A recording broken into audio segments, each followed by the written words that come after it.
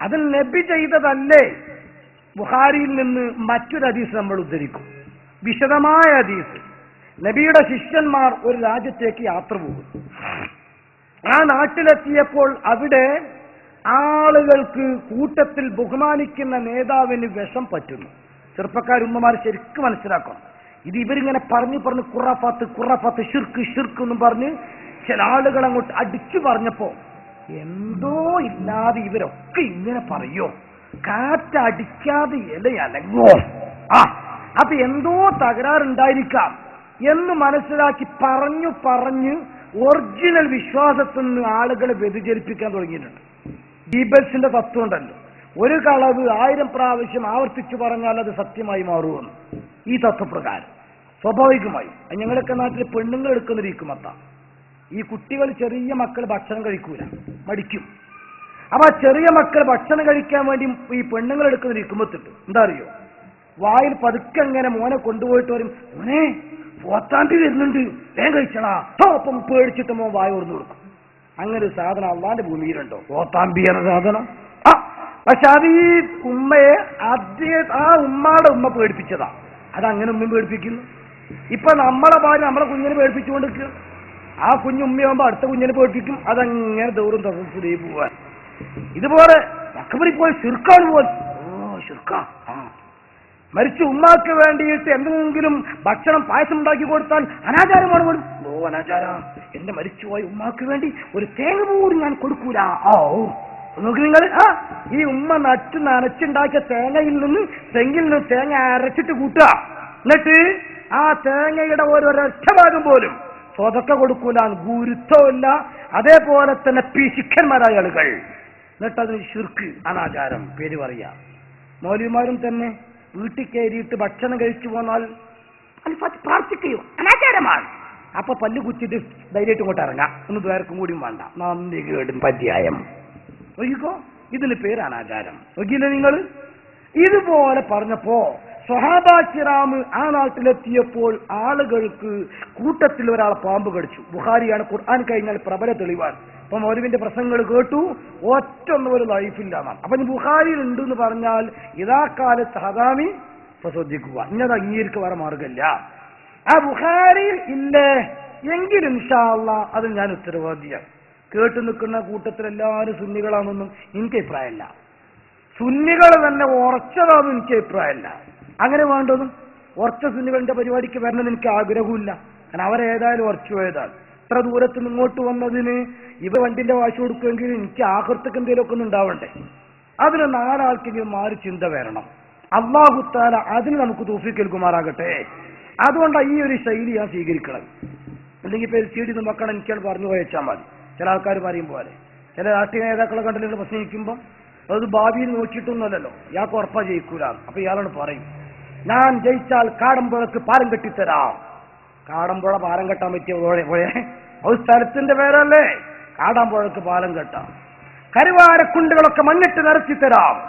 കരുവാരക്കുണ്ട് മണ്ണിരുത്താൻ പറ്റാൻ പറ്റുമോ? അങ്ങനെയൊക്കെ. ഒസംമൊട്ടയിൽ ഞാൻ മുടി വളപ്പിച്ചു തരാം. ഒസംമൊട്ട മുടി വളക്കാത്ത മുട്ടയല്ലല്ലോ. അങ്ങനെ ചില വാക്ക്, അതല്ലല്ലോ ഇത്. ഇത് പരലോകത്ത് കൂലി കിട്ടണം, ആളുകൾക്ക് മാറ്റം വരണം, അതിനു വേണ്ടിയിട്ട പരിപാടി. അതുകൊണ്ട് ഞാൻ പറഞ്ഞു, ഉദ്ധരിക്കുന്നത് ബുഖാരിയിലില്ല എന്ന് ആർക്കെങ്കിലും അഭിപ്രായം ഉണ്ടോ?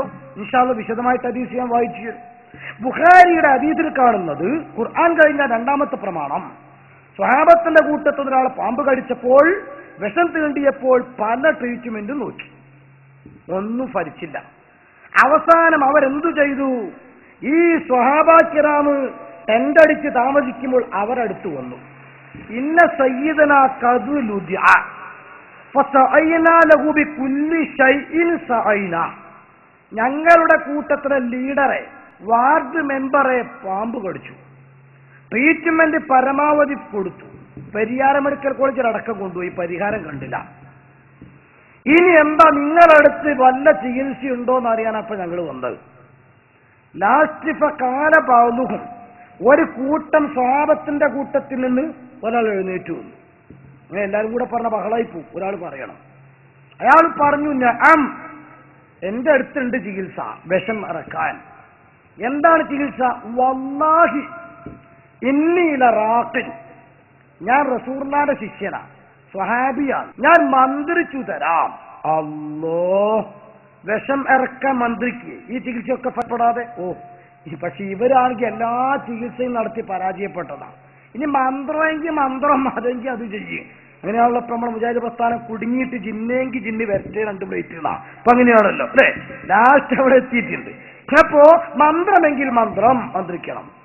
അപ്പൊ സ്വഭാവത്ത് പറഞ്ഞു ഫ്രീ ആയിട്ട് മന്ത്രിക്കൂല, സംതിങ്. വലിയവർക്ക് പൈസ വേണം. ഓഹോ, മാതൃക അവിടുന്ന. അങ്ങനെ ബൈനഹും, ഇവർക്കിടയിൽ മദ്യം പറഞ്ഞ് തീർപ്പാക്കി. ഒരു മന്ത്രത്തിന് എത്ര ചാർജ് നിങ്ങൾ? അനാ കഫീറൻ മിനൽ ഗനം, ഒരു കൂട്ടം ആടുകൾ. ഒരു ഊത്തിന് ഇത്ര കൂടുതലോ, എന്നാ ഇതിന് നോക്കിയാൽ മതി. ഇതിന് നോക്കിയാൽ മതി.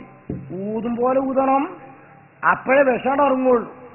അല്ലെങ്കിൽ മുറിയായിട്ട് ഇല്ലെന്നേരത്തേക്ക് പറഞ്ഞിട്ട് ഇപ്പത്തെ മുജാഹിദൊക്കെ ഊജ മുറിന്റെ ഓട്ട വലുതാവും എന്നുള്ളതല്ലാതെ മുറി ഉണങ്ങൂല അതിന്റെ വിഷം കൊണ്ട്.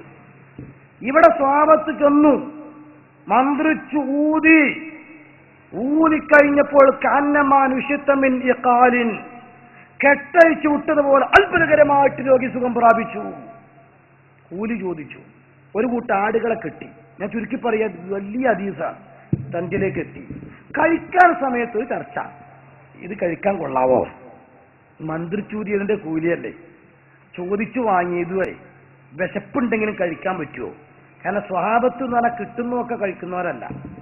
ഇവിടെ മുജാഹിദ് ജമാഅത്തൊക്കെ അതായത് ആ വിഷയത്തിൽ നല്ല വിളവന്മാരാണ്. എന്തുകൊണ്ട്? അവര് ഇൻഷാല്ലാഹ് ക്ലിപ്പ് ഇട്ടിരുന്നുണ്ട്. മൗലവി തന്നെ പറയുന്നുണ്ട്, 6-ന് 3-ന് നക്കുക 7-ന് നക്കുക എന്ന് പറഞ്ഞാൽ നമ്മളെ മരിച്ചിടത്തുള്ള സ്വതക്കനെ പറ്റി കളിയാക്കിയിട്ട് ചില മുജാഹിദ് ചോറൊന്നും പോയിട്ട് എന്നിട്ട് ഞാൻ മോര് തോന്നിയിട്ടില്ല കേട്ടോ, ഞാൻ ചോറിച്ചിട്ടുണ്ട്, മോര് തോന്നിയിട്ടില്ല ചോറിച്ചിട്ടുണ്ട് എന്ന് പറയുന്ന ഇൻഷാല്ലാഹ് ക്ലിപ്പ് ഇട്ടുതരാം. അപ്പൊ നമുക്ക് അത് കൂടുതൽ ബോധ്യപ്പെടും. അതേസമയത്ത് സ്വഹാബത്ത് അങ്ങനെയല്ല. സ്വഹാബാക്കിറാമ് പറയുന്നത് പ്രവർത്തിക്കുന്ന ആളുകളാണ്. അതുകൊണ്ട് ആ സ്വഹാബത്തിന് ചർച്ച വന്നു, ഇത് കഴിക്കാൻ പറ്റുമോ? അങ്ങനെ നബി തങ്ങൾ ജീവിച്ചിരിക്കുന്ന കാലമാണ് നബിയോട് ചോദിച്ചു, നബിയെ മന്ത്രി ചോദിയിട്ടുണ്ട്, കൂലി വാങ്ങിയിട്ടുണ്ട്, കൊള്ളാവോ? അള്ളാഹുവിന്റെ ഹബീബ് മന്ത്രം തെറ്റാണെങ്കിൽ, കൂലി തെറ്റാണെങ്കിൽ, കൂലി ചോദിച്ചു വാങ്ങൽ തെറ്റാണെങ്കിൽ, അത് കഴിക്കൽ തെറ്റാണെങ്കിൽ, ഏതെങ്കിലും ഒന്നിൽ തെറ്റിന്റെ ലാഞ്ചന ഉണ്ടെങ്കിൽ അള്ളാന്റെ റസൂൽ അത് ശിർക്കാണ് എന്ന് പറയണം. പക്ഷെ റസൂൽ അത് പറഞ്ഞില്ല. പകരം റസൂൽ ചോദിച്ചു, സ്വഹാബ വമാ യുദ്രീക അന്നഹാ റുഖിയ, ഇത് മന്ത്രിക്കാൻ പറ്റിയ സൂറത്താണ് എന്ന് നിങ്ങൾ എങ്ങനെ മനസ്സിലാക്കി?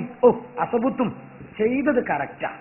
പക്ഷെ കിട്ടിയ കൂലി നിങ്ങൾ ഒറ്റക്കെടുക്കുന്നത് ഒരു മനുഷ്യത്തല്ലല്ലോ. ഒരു കൂട്ടുകാർ ഒരുമിച്ച് പോകുമ്പോൾ ഒരു സാധിട്ടിയാൽ ഓഹരി ചെയ്യലാണല്ലോ അതിന്റെ മനുഷ്യത്വം.